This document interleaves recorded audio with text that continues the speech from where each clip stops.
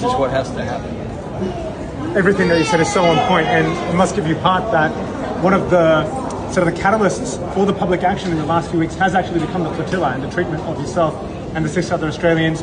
When we heard news of your abduction by Israel, people came out onto the streets, scenes that we've probably not seen in the last 2 years, where people basically, you know, let's just say took things into their own hands, broke from the agreed upon paths of the protests and the demonstrations. Well, I didn't know that. I wasn't because, like, you know, of course, obviously, yeah. And I haven't caught up with that news cycle. We've been travelling, so we haven't. But that is gratifying. Obviously, you know, it's a difficult situation where a population has to take action into their own hands, where the governments fail us, where truth and justice is not accessible through the normal democratic processes. And I would urge people to take action and remain safe and not endanger themselves. But yes, disruption needs to happen. The people in Italy that are just strangling the economy, this is extraordinarily effective. That has real leverage.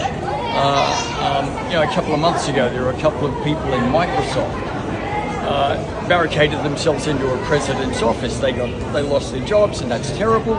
No one got hurt though, and that is real effective action.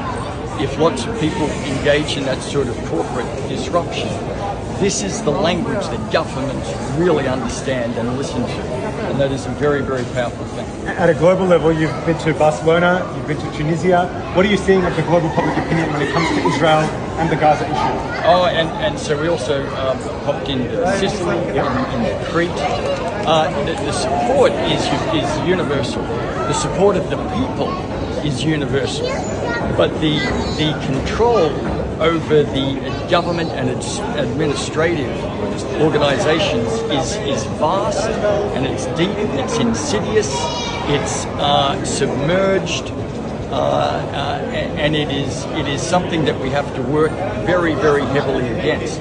Even places like Tunisia that are in full support, towards the end we're getting some obstruction with the port authorities getting out, that sort of process.